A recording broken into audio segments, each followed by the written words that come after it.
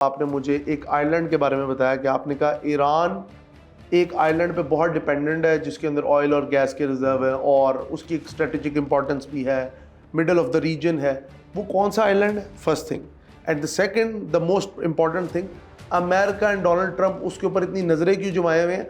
और ये भी बता दें कि अगर अमेरिका उसके ऊपर डायरेक्ट अपनी नेवी सील टीम या किसी को भी भेज के कब्जा करता है तो उसके पूरे जो ये जो specially the middle east region है, इस पर क्या असरात है? ये बड़ा इंटरेस्टिंग और बहुत इंपॉर्टेंट सवाल है। देखिए, इस वक्त जो जंग हो रही है ना दोनों मुल्कों के दरमियान, ये एसिमेट्रिक वॉरफेयर है। एसिमेट्रिक का मतलब ये है कि एक बहुत ही हाईली, जिसे आप कह लें कि बहुत तगड़ी एक तरफ आपको नेवी, एक बहुत तगड़ी एयरफोर्स और बहुत ज़्यादा एक टेक्नोलॉजिकली एडवांस्ड कंट्री है, और मैं तो ये कहूँगा कि एक एम्पायर है, ये होल एम्पायर है। दूसरी तरफ ईरान है, तो दोनों का अपेरेंटली कोई कंपैरिजन नहीं बनता। ठीक है, तो इसको कहते हैं एसिमेट्रिक। तो पूरी कोई सिमेट्री नज़र नहीं आती, एसिमेट्रिक है। अब एसिमेट्रिक एक लॉ होता है कि एसिमेट्रिक वारफेयर में कुछ चीज़ें अगर आप संभाल जाएं तो जो कमज़ोर बज़ाहिर नज़र आ रहा होता है, अगर वो चंद चीज़ें कर जाए तो उसको एज हासिल हो जाता है। और ईरान की जो बात है, जिस तरह से आप एक जजीरे की बात कर रहे हैं, तो वो खाक आइलैंड है।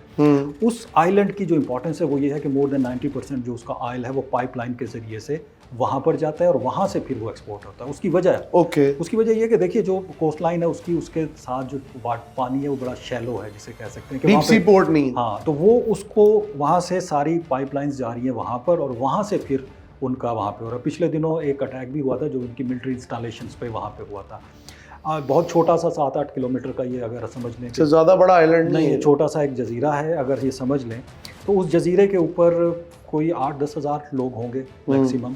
तो उसकी जो इम्पोर्टेंस है वो ये है कि वहाँ से पूरी दुनिया को उसका ऑयल जा रहा है। अब दुनिया की बात की जाए तो वहीं से ही आपको एशिया को भी जाता है, वहीं से आपका जो है वो बाकी दुनिया को भी जाता है, सुएज़ कैनाल से होते हुए बाकी दुनिया के पास जाता है। तो ये इसकी ये इंपॉर्टेंस है। अब सवाल ये है कि क्या डोनाल्ड ट्रंप इस जजीरे को फोकस कर रहे हैं? पहले इस जजीरे की बात कर लेते हैं। वो उनका जो ट्रिपोली एम्फीबियस जो उसका जहाज़ है वो भी पहुंच चुका है, और उनका प्लान भी है कि वो एयरबोर्न उनकी जो उनके जो फौजी हैं वो वहाँ पे उतारने का प्लान, जो बज़ाहिर आपको मीडिया के ऊपर भी नज़र आ रहा है।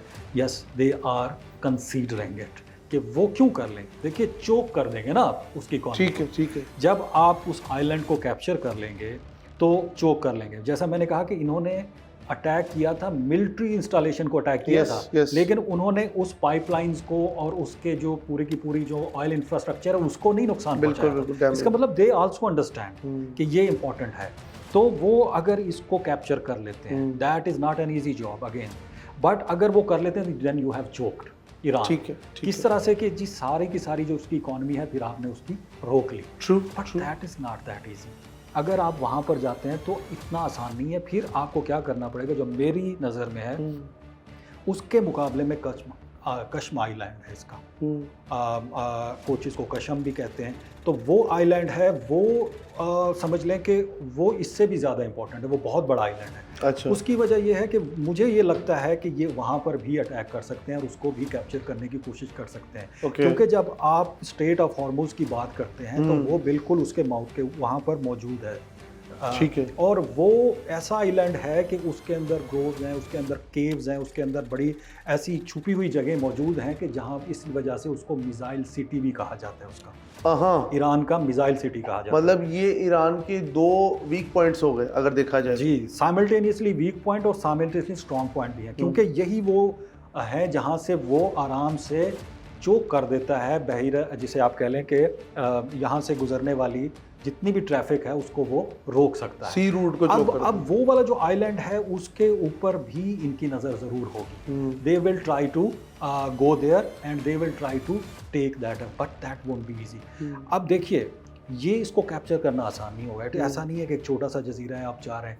इसके पास जो कैपेबिलिटी है, इसके पास ड्रोन्स भी हैं, और जैसा मैंने वो कशम आइलैंड की बात की है तो वहाँ पर उनकी कुछ छुपी हुई बोट्स हो सकती हैं। अब वहाँ पे बहुत सारी बोट्स हैं, किसी को नहीं पता कि किसके अंदर क्या छुपा हुआ है, कौन सी टग बोट और कौन सी मिसाइल बोट है। जो मिसाइल सिटी है वो वहाँ से आपको मिसाइल से निशाना बना सकते हैं। तो इनको अगर ये अटैक करते हैं तो फिर ये एक बहुत बड़ा ऑपरेशन होगा। इट इज़ नॉट ईजी कि जी आप सिर्फ और सिर्फ जाके मेरीन्स को वहाँ पे उतार देंगे। आपको 24 आवर्स आपको वहाँ पर एयरबोर्न रहना Surveillance पड़ेगा, भी रहेगी। सर्वेलेंस करनी पड़ेगी। वहाँ पर आपके हेलीकॉप्टर्स, आपके जहाज़ होंगे, फिर आपका वहाँ पर जहाज़ भी जो जाएंगे उसको करेंगे। Fleets। फिर आपको ज़ाहिर है कि सबमरीन्स की भी ज़रूरत पड़ेगी, क्योंकि अगर वो ईरानी वहाँ पर बैठे हुए हैं और उन्होंने प्रिपरेशन कर रखी है, तो वो तो टॉर्पीडोज भी यूज़ करेंगे, वो वाटर ड्रोन्स भी यूज़ कर सकते हैं, वो दूसरे ड्रोन्स भी यूज़ कर सकते हैं, मिसाइल्स भी यूज़ कर सकते हैं। तो ये एक बहुत बड़ा, मुझे लग रहा है कि एक बहुत बड़ा थिएटर बन सकता है अगर ये करने जा रहे हैं।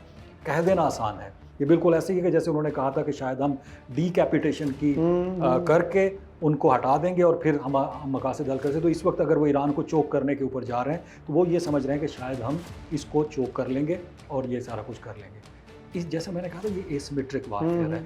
इसके अंदर जो मुझे लग रहा है जो ज़्यादातर एज हासिल है वो ईरान को हासिल है। बिल्कुल इट इज़ देयर टेरिटरी, और जिस तरह की उनकी टेरिटरी और जिस तरह से वहाँ पे वो छुप सकते हैं, और जो वाटर है, जो सारी टेरेन है, जो हरमुज़ का पूरा एरिया है, that is favourable to Iran.